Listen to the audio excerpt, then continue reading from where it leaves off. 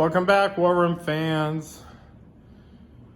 Hope everybody's hanging tight during all the problems we got going on with COVID and everything. Been a little lackadaisical here, family stuff going on. You know how it is. But now we're starting back up on the UK video series. So I'm calling video one is called London Calling, giving General hand grenade a shout out for one of his other strategies he had for defending the United Kingdom early in the game in Global 40. And I think the plan will also work out in War Room. And the main reason why I believe that is because the whole premise of the plan was you make it so that Germany has such a low shot. It's not a 0%. They can still come in. If they're hell-bent, they can still come in. But you basically make it so that they have to really seriously consider coming in. So we're going to talk about this now, because remember in the first video of the UK, I talked about how they have 4 independent theaters of operation. The first one is over here, okay? So the first video, we're just going to discuss how do we make sure the United Kingdom in the first 3 turns, 4 turns is secured to the point where we don't have to worry about this moving forward, okay? Remember the second theater is over here, Egypt, Middle East, and we got India, it's the third theater, and then all the way over here is Australia, okay? Now, one of the things about the United Kingdom is this theater up here, when I only laid out the pieces that are basically integral to this first theater, the opening part of the war. The thing about the United Kingdom is units in Egypt and Middle East and in South Africa and coming up in Africa, they can never come over here and help, okay? The only country that can help them is Canada up here. So that's why this is the big theater up here, because none of the other Commonwealth units can affect what's going to happen up here. So we need to come up with a plan here, and we're going to lay it out here on how to make sure the United Kingdom doesn't fall in the first 3 turns of this game. Okay? The other thing about the United Kingdom is they're heavily dependent on the United States on this theater. The United States and the UK have to be working completely together on whatever plans they have. The first plan is obviously make sure the United Kingdom doesn't fall. But as we start moving forward in the game, which we won't deal in this video right now, is how do we start mounting offensive operations into Germany, into North Africa, taking out Italy, and doing all those. Those are later term strategies, but it doesn't matter in this respect. The United States and the United Kingdom have to work basically as one. The United Kingdom is heavily dependent on the United States, okay? The other thing about it is we have the naval unit up here. So the Russians are going to play a little part of this early game, okay? Because those naval units up there actually are very important to the defense of the UK, as I point out, okay?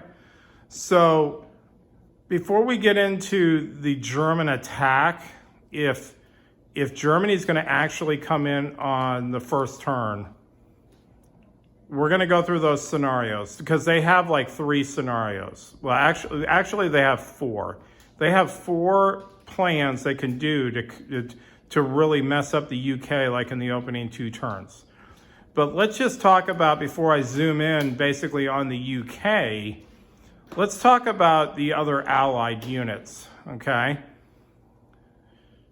Russia has to spend one of their moves on the opening turn. They need to get the first down into A6, okay? So Russia on the opening turn always puts in their first command 1 to A6, okay? And why that's important is because they have a sub in that fleet. So now in A6, we got a sub, we got 2 cruisers and a battleship. So if the Germans come in on A6 on the opening turn with their fleet, which is the 1st, and they come in with the 5th, they're gonna have 4 subs and 2 cruisers.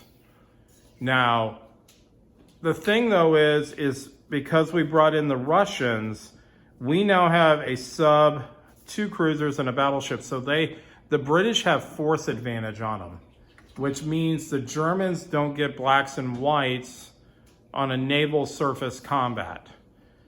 And when you start looking at the battle board and how the odds of the game work, even if the Germans can somehow manage 30 combat dice on the surface of A6, killing that British battleship, it's going to be extremely dicey. I mean, because the only way they can hit them is on rolling a natural red. So I'm not a mathematician, but that's like on 30 dice, you're going to get like 1.8 dice on them. You might get 2, but you ain't sinking them. And that is really important for the invasion, okay?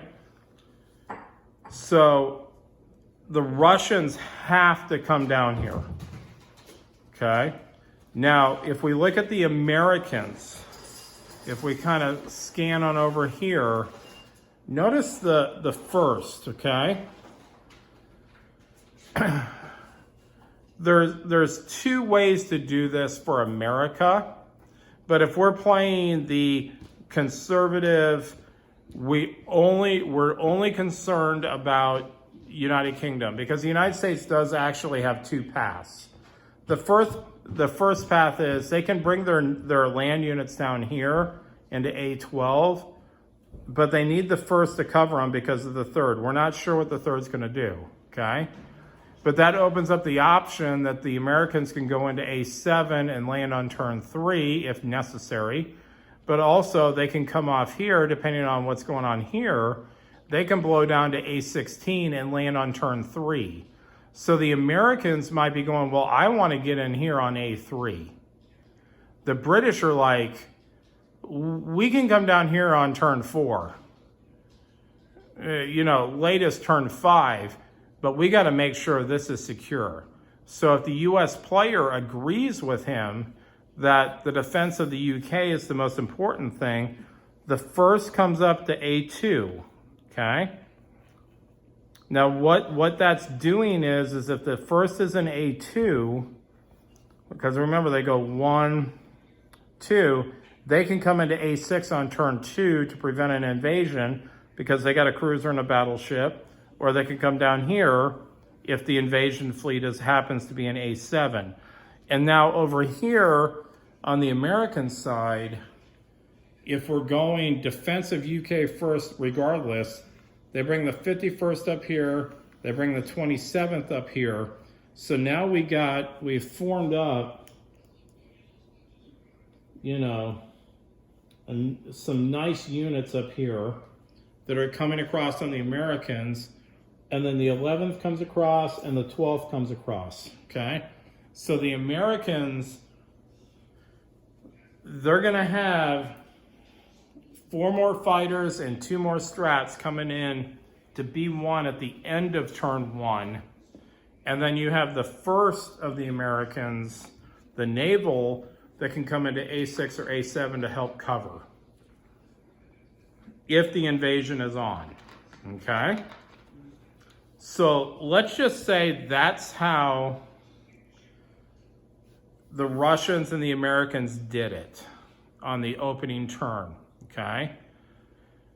So the British, what they need to be concerned is on, do we defend A6 or do we defend A7, okay? When you're writing your orders, notice up here, like we have the 14th of the Americans.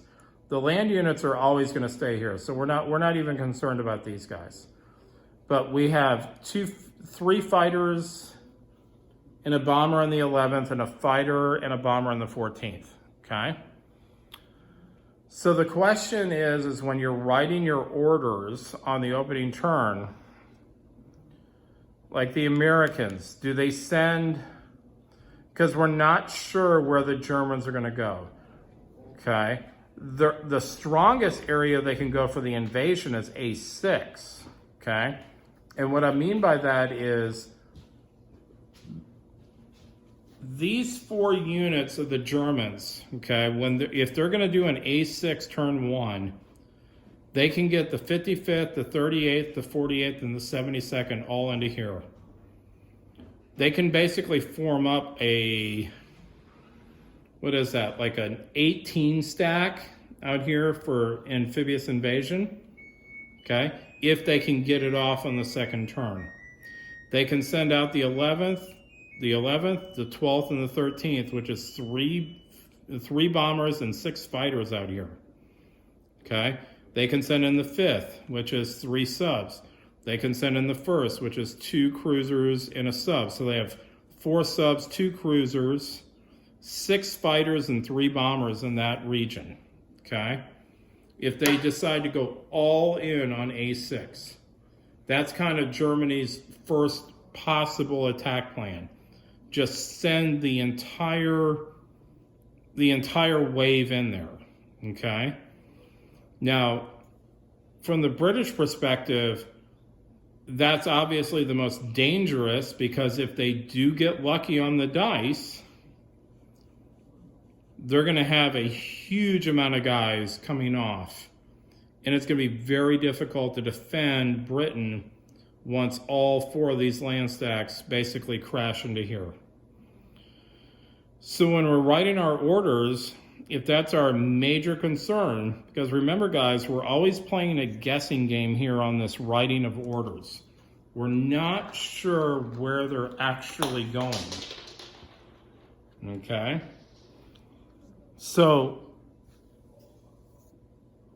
the 11th, you can write an order for the 11th to A6. So at least you got 3 fighters and a strat bomber out here, okay? Now, remember, when the Germans come in, they got 4 subs and 2 cruisers. So what does that mean? They got, if they all go surface, they have 14 attack value into here, okay? Remember, they got 3 bombers. They don't have a choice. They're going surface. So now they're up to, because that's another 12, so now they're up to 25 surface. But they still have 6 fighters going up against 3 fighters, okay?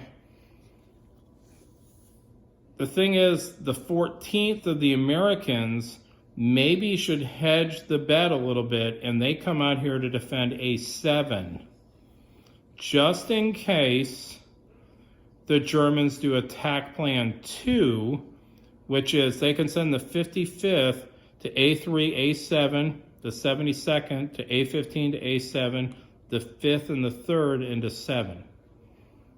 Okay? Now, that's a little bit riskier plan, but notice here, all our strength is right up in here, okay? So if they send the 55th and the 76th into A7, they have 5 subs going against a battleship and a cruiser. And also notice, because of the way the map is, they can still send the 11th, 12th, and 13th all into here. So they could send all their air units, the 5 subs up, so they have 10 in surface, 12 in air that have to go in on the strats. So that's 22. But notice we only have 1 fighter. So the Germans might take a chance and put, like, of their 6 fighters, they might put 4 of them into surface to max out the 30 roll. Okay. The thing, though, is up here is, remember over here, the importance of the Russians was we had force advantage. If the 1st comes out and the 5th comes up, Germany doesn't get their blacks and whites, okay? But over here, notice we got a battleship and a cruiser. We only got subs.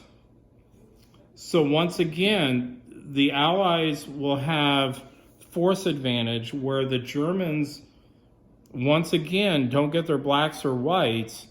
And I'm telling you guys, if you're going up against a battleship and you don't get blacks and whites, it's very difficult to sink them. And if the Americans are up here like this in this configuration, and you have the 55th and the 72nd sitting out here with some subs, there's a good chance at the end of this combat, there might only be like 2 subs left, maybe 1. And then the Americans come in. Because remember, in order to invade into Great Britain, they have to have more surface naval than you do. They're not going to have that, and all those units are going to be basically left out to dry, okay? So from the German perspective, attack plan 2 coming out to A7 is a real gambit. I mean, I don't think you're going to really ever see that, but you never know. That's one of the things is we play this game more and guys start getting more experience in the game. Sometimes guys do plans that go, well, they would never come into A7. And then someone comes into A7. And for whatever reason, the first is, covering transports down here. They can't get up into A6, okay? That's the whole point of this move, is the Americans now can cover here. If the Americans go, no, we're hell-bent on going to French Morocco on the opening turn, meaning on turn 3, that's our plan. We're going into here, and you took the first down here, and these guys came down here. Well, now the Americans can't reinforce Great Britain. The best they can get into is A7 on turn 2. Okay? So the Allies, Britain and America have to come to one idea here. We need to defend this right off the bat, okay? So in this configuration we have right now, there is a very good chance that if the Germans do attack plan 1, which is send in the 1st, send in the 5th, into A6, send in all 3 air groups, we're still going to have probably a battleship here, okay? And the Germans are more than likely to have probably just like 1 sub, maybe 2. That's it. If they get a little lucky, they might keep their cruiser. Okay, so let's say you have a battleship, they have a cruiser and 2 subs, so that's 3 units, okay? The first on the second turn, because it's the United States, okay, this is where we get into the part of the game that you need to be really aware of. So let's say the Germans do have a cruiser and 2 subs left, and all you have left is a battleship, okay? And this is what's coming in on the next turn. So when you're doing your builds, that's when turn order becomes a huge part of this. You have to be thinking next turn. Do you want to save some oil on the builds? So that, like in the case of the United States, okay, remember when I did the leverage the oil discussion, where the United States can always trade out of Venezuela, okay? So on the opening turn of builds, they trade 5 OSRs for 2 oil. They now have 10. They get 10 oil. They get 2 oil at the end of the turn, but in essence, they're going to have 10 for bidding. They can obviously outbid Germany. So the first is always coming in, but you always have to remember that, guys. When you're building, think about the next turn bidding oil. Don't go crazy and go, oh, well, I'm the United States player, so let's see, I got 8 oil, so I'm just going to build 2 strats and 2 fighters, or, build a carrier and a battleship for the Pacific. You need to think about it and save your oil so that the United States first can always come in here into A6 and try to stop them, okay? Because then you'd have 3, but in this example, let's say they had a cruiser and 2 subs still in here. They can break pinning and all 4 guys can come in. So then the British have to think the same way as the Americans. Well, we need to defend here. So maybe we trade 5 OSRs for 2 oil. So now they have 7, and on that opening turn, they don't build anything. So they bank 7 oil, and then when the turn comes around to the second turn, now they have 12 oil. So they can outbid Germany. So that if they outbid Germany, remember the 14th in this example would be back here, okay? The 11th and 12th is here. So we do have some nice American reinforcements coming in, okay? And I'm going to talk about the 45th here briefly. This is one of your, you must write this order in. The 45th from Canada always comes in. The Canadian forces always come into A7 on the opening turn. You don't even mess with it. It's written, it's permanently written on turn 1. The one thing about it, and we'll discuss it when we talk about the other theaters, there's like 4 orders that Britain on the first turn must write. They don't have a choice. It's kind of like the Russian first naval. They don't have a choice. Russia, their first command of every game on turn 1 is the first to A6. They don't have a choice, okay? So, in the example I laid out, we have a cruiser and 2 subs left here, and we have 1 battleship left here, okay? If the first comes in, because we outbid them for the second turn, and the 7th comes in, because we bid them for turn order, there is no way Germany can invade England on the second turn, okay? Now, one of the things, though, is we got these guys lingering out here, okay? It's very possible if they did the let's bid all into A6, Germany on first turn, these guys are up in here. The most likely scenario, because remember, we had the 14th out, which was a bomber and a fighter. Most likely this fleet is gone. But they're going to take out our cruiser. And that's fine, because we have a battleship here. Remember in our scenario, everything's wiped but a battleship here. And then we got the Americans coming in. So we got 3 battleships and a cruiser sitting there. So we're more than likely going to be able to lock out Great Britain navally, where Germany cannot get ashore because they can't break pinning against our naval units. Okay? That's the big thing about this. Naval units can always stop these Germans from coming in. As long as you have more naval units where they're going than the Germans do, you can stop them, okay? Now, the thing about it is in later turns, okay, let's say you're kind of napping a little bit and you're not watching it, and France is really built up. And you got a couple naval units out here. It's later part of the game, but you're not really building that many naval units. And let's just say in this scenario, Germany doesn't have any naval units.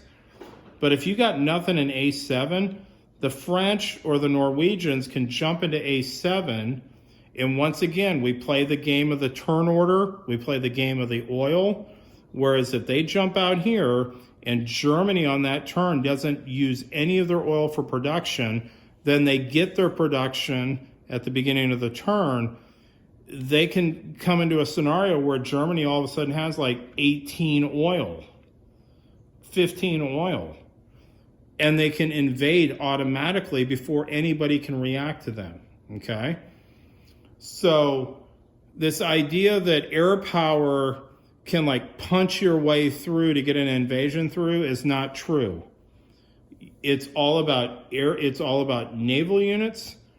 And on the subsequent turn on the invasion, it's all about turn order, your builds, saving oil, and outbidding everybody so you can do the invasion, okay? The third thing Germany sometimes does, which is actually my preferred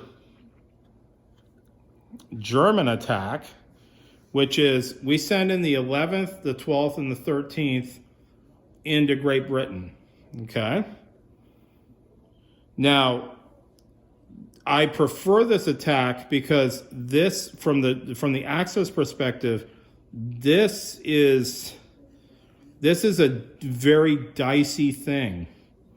From a German perspective, you only got maybe a 20% chance of doing this. I mean, realistically, 20, maybe 15 to come out. I mean, it's like an all-in gambit right off the bat. But remember, we don't know what's happening. The first might be down in A12, and then that increases the odds up here dramatically, okay? So that's why I'm saying, because this is a UK video, these are the moves we have to do. Let me zoom in here a little bit so you can kind of get a better idea of what, you know, as we come in closer. Those are the moves we have to do to secure Great Britain from a turn one all-out assault, okay? Now, I was talking about Germany's attack plan 3, which is to send in the 11th, the 12th, and the 13th, their air unit here, and they basically spend the first turn doing an air campaign on Great Britain, okay? Now, here's the thing, guys. Remember I said we're going to send the 11th out to A6. We're going to send the 14th to A7. Remember, the 11th and 12th aren't here yet, okay? So even on turn one, once again, we're playing that turn order cat and mouse game, okay? What happens if Germany, let's just say on the opening turn, bids 2? And as the British player, you go, well, I'm not bidding anything on the opening turn. And they get to choose first, and they jump to number 7, okay? Well, now Britain has to declare before Germany. Well, we know these moves happen, because if Germany's going 7th, this is where it's at, okay? This is how it's all working out. So this is where all the Allies have decided to go, you know, before Germany, okay? But in the back of your mind, what if Germany went attack plan 3 and sends 3 Strat bombers and 6 fighters into here, into B1, okay? Because remember, the 11th, you can't go, oh, well, I cancel my orders because you're going to B1. No, it's too late. Germany, remember, in this example, is going 7th. You have, what is that? That's 2 armor and 1 artillery. So you get a whopping 4 anti-air against 3 bombers. Ain't happening, guys. So they're going to get 3 bombers in here for 12 dice on your factories. They're going to put all 6 of their fighters on ground, and they're going to strafe you for 18. So if they strafe you for 18 and strat you for 12, you're more than likely only having 2 armor left in Great Britain, if you're lucky. Okay? So if that happens, the 45th comes in, okay? The 11th and 12th shows up in reserve. But remember down here, if they're doing the air campaign, the Italians have 3 fighters and a bomber down here. Next thing you know, they got 3 more fighters and another bomber to join the 11th, 12th, and 13th, okay? If that scenario is breaking down, then you have no choice. But on the second turn, however this breaks down, okay, and it could be cataclysmic on the opening turn. The 11th, the 14th, the 12th, and the 11th and 12th and 14th, the Americans are here. The 11th is here, and they only stay there. Okay, you force the Germans. Okay, fine, you caught us, and you know you might have taken out a couple of our factories. You most likely blew up our port, which is annoying. But we're not falling for it again. You need to send in the naval. That's fine, because now we got the 1st down here. We got the 7th still guarding the back door. We don't know where these guys are. Normally in that scenario, like how I would play it if I did the 11th, 12th, and 13th, I'd also write orders for these guys to move out of these sea zones. Maybe collect up in here. Maybe send the 3rd over here. You know, really mess with them, okay? Because remember, guys, the way the game is right now, and even if you put in like some of the optional rules like they've talked about on Board Game Geeks, where we can repair these things, you know, the most common one is well, you can use a commercial good, and instead of relieving a stress, you can rebuild 1 point of infrastructure, okay? Well, if they destroy 3 factories, and even if you play with that optional rule, that's 15 OSRs or 15 resources just to start fixing the factory. That's huge, because that means that's not units we're building, okay? So if they go the Strat Bomber campaign on Britain, you just got to get as many air units in here as you can, and you can still write on your orders, go, well, they might be coming, so you could, in this example, like on turn 2, you could still write the 11th to A6, but if the turn order comes out that Germany's behind Britain, you just cancel it. You don't send them there. You stay right here. Same thing with the Americans. You can write orders to do other things, but when the turn order comes out, if you're behind, if you're in front of Germany, you just cancel them. You keep the air units in B1, okay? Thing about Germany is, on turn 1, if they build like a battleship here, you know, they start building some naval units on the first turn, like Italy on the first turn down here. They're off the screen right now, but if Italy builds some naval units, like 1, and they're coming down and they're trying to take Gibraltar on the opening turn, that means they're doing a turn 4 invasion or turn 3 invasion. Because they're trying to get naval units out on the board. And so you have to respond in kind up here. If Germany starts building naval units, Britain has to build naval units. The United States has to build a couple naval units. You always have to stay above them on naval numbers. The one advantage the Allies have, though, over Germany is that Germany only has subs and a couple cruisers. The Allies, on their opening builds, the Russians bring in the one advantage, the sub, because the Western Allies, UK, United States, only have battleships and cruisers.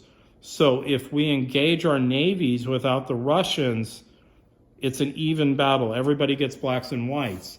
But the Russians tip it, and they tip it because they have a sub. So what does that tell us? The United Kingdom needs to build a sub out of Eastern Canada on the opening turn. That way they can at least get their own sub in. The Americans need to maybe build 1 or 2 guys, depending on, the production. But once again, everything's done in the blind. So at the end of turn 1, the Western Allies don't know if Germany's going to build like a battleship. We don't know if Italy's going to build some more navy. Now, we will know if Italy comes over into M1 trying to take Gibraltar. That might give us a little bit of an early tip that they're going to play a late play on Great Britain. They're going to try a turn like 4 attack. And they're going to try to overwhelm us with naval. So don't get caught. You know, this is actually going a little bit beyond the United Kingdom. It's also the United States has to be aware of this, because remember, they're working in conjunction with each other.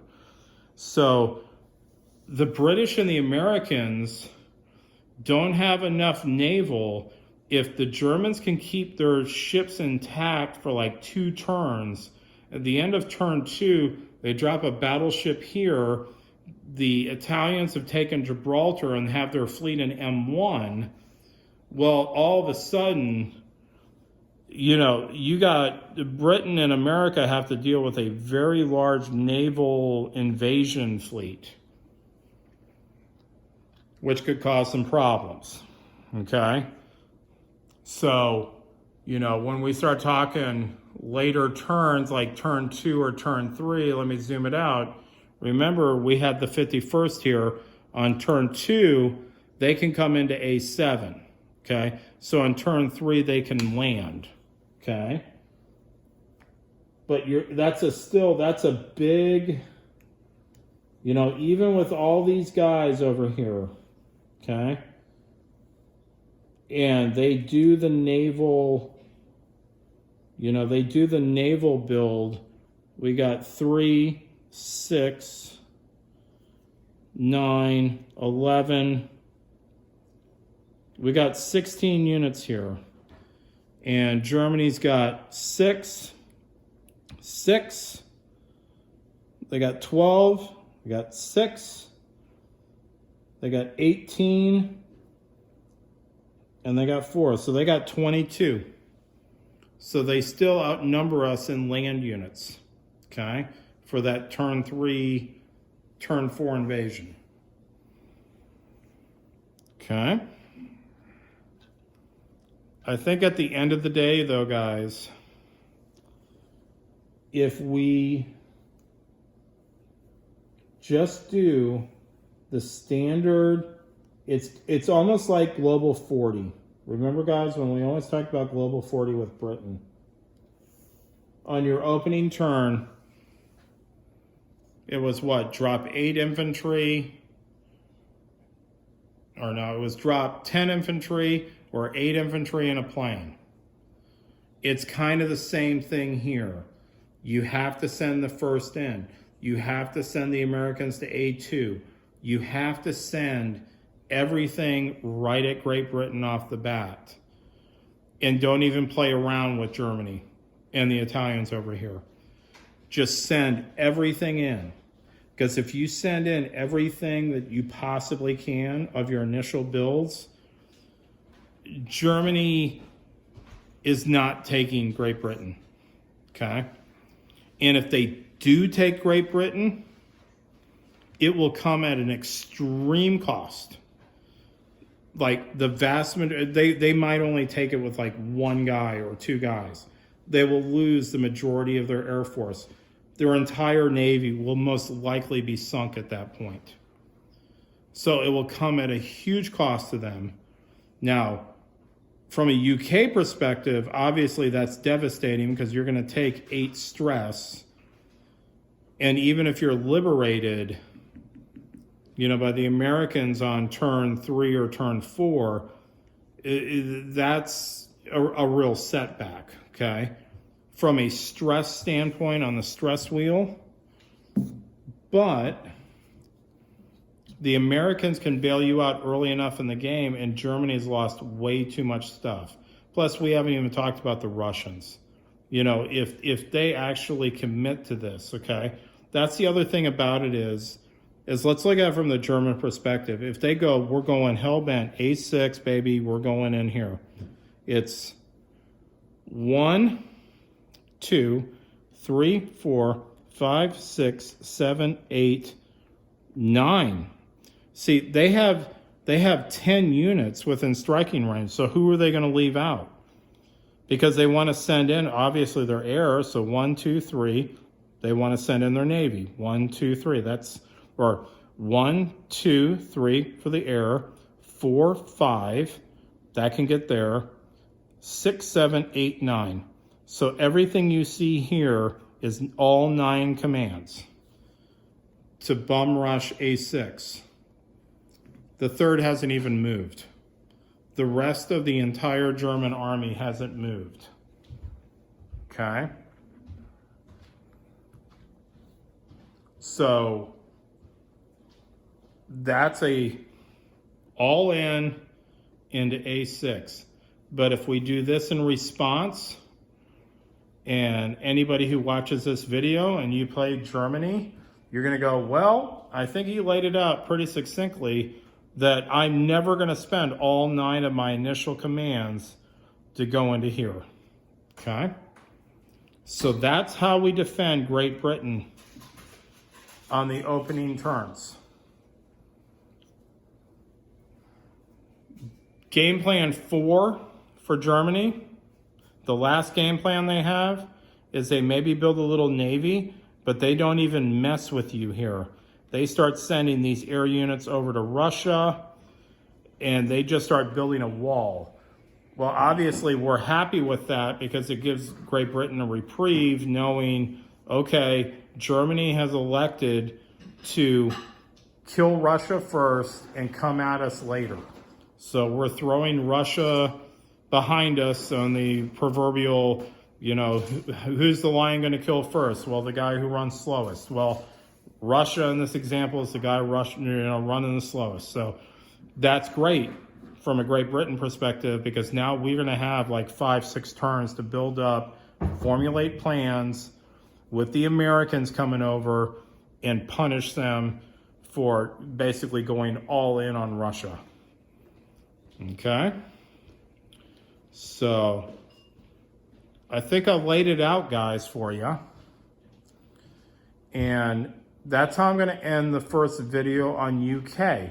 How do we defend Great Britain? How do we make it so that if Germany does the all-in attack, we have at least, at bare minimum, an 80% chance of success. Probably higher if we lay it out this way and go back to that London calling thing that General Hand Grenade did, which is basically United States goes all in on the defense of Great Britain at the very beginning of the game. They don't even play around with it. They don't even care about the let's go down into Africa plan early in the game.